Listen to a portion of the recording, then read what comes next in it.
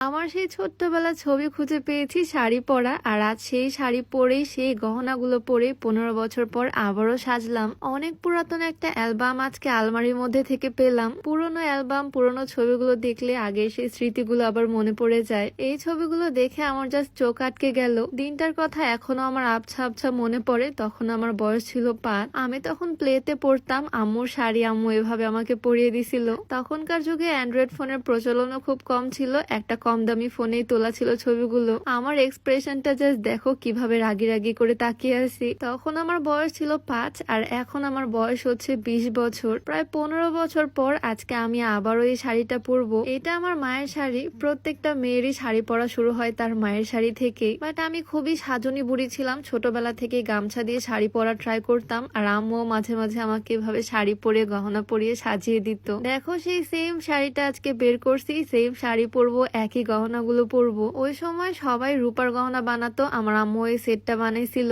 এত বছরের পুরনো গয়না এখনো কি সুন্দর চকচক করতেছে দেখো। কানের দুল, মালা, টিকলি, মানে আম্মু ফুল একটা সেট বানাইছিল রূপার। সেই ছোট্ট আমি এই শাড়ি, এই গয়নাগুলো পরেই ছবি তুলছিলাম। ছোট্টবেলাতে শাড়িটা যে কিভাবে পরাই দিছে, সাথে ব্লাউজও ছিল না। আজকে আমি সেম লুকটাই আবার ক্রিয়েট করব, বাট এখন যেহেতু আমি হিজাব পরি তাই ব্লাউজ হিজাব সবকিছু ম্যাচিং করে নিলাম। আর দেখো চুটকির মধ্যেই শাড়িটা পরে চলে আসলাম। এখন সুন্দর করে সাজুগুজু করব, এই টিকলিটা পরবো। কানের দুল, মালা তো পরলেও দেখা যাবে না কারণ এখন হিজাব পরি। একটু হালকা সাজুগুজু করে নিচ্ছি, যদিও এই সাজুগুজু করতে আমার 5 মিনিটও সময় লাগে না। আঙুল দিয়ে ডলে ডলে একটু আইশ্যাডো দিলাম, একটু আইব্রো করলাম, আর একটু আইলাইনার। আচ্ছা, তোমাদেরকে একটা জিনিস দেখিয়ে দেই, যেটা হচ্ছে ফেয়ার লুক। ছোটবেলায় অনেক অ্যাড দেখতাম টিভিতে এই ফেয়ার লুকের। ফেস সহ ফুল বডি ফর্সা করে এই লোশনটা। ত্বকে যে কোনো পোড়া কালো দাগ বা মেস্তার দাগ বা ব্রণের দাগ সবই দূর করে এই লোশনটা। এটা তোমরা পেয়ে যাচ্ছ ফেয়ারলুক ফেসবুক পেজ থেকে, আর তারা কিন্তু মানি ব্যাগ গ্যারান্টি দিয়ে প্রোডাক্টটা সেল করে। চাইলে তাদের পেজ থেকে এই ফেয়ারলুক লোশনটা অর্ডার করে ফেলতে পারো। তাদের পেজটা আমি ডেসক্রিপশনে মেনশন করে দিব।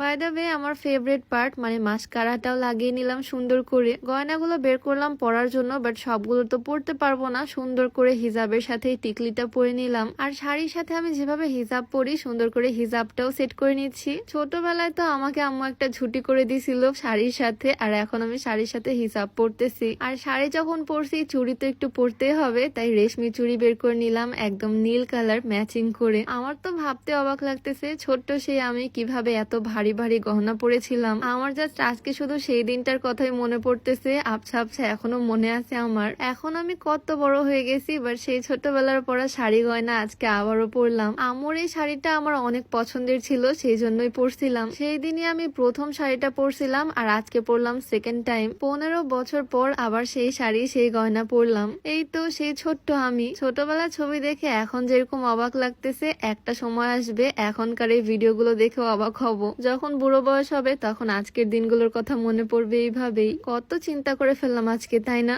যাক, আম্মুর এই শাড়িটা পরে আমাকে কেমন লাগতেছে সেইটা আমাকে জানিও। শাড়িটার কালার কম্বিনেশনটাও খুবই জোস। আগে এই শাড়িগুলো অনেক চলতো, এখন আর পাওয়া যায় কিনা জানি না। আজকেও আমি কিছু ছবি তুলবো, স্মৃতি করে আবারও রেখে দিব, আর এই ভিডিওটাও তো থাকবেই। তো ভিডিওটা তোমাদের কাছে কেমন লাগলো অবশ্যই জানিও। দেখা হয়ে যাবে নতুন কোনো ভিডিওতে। সবাইকে আল্লাহ হাফিজ।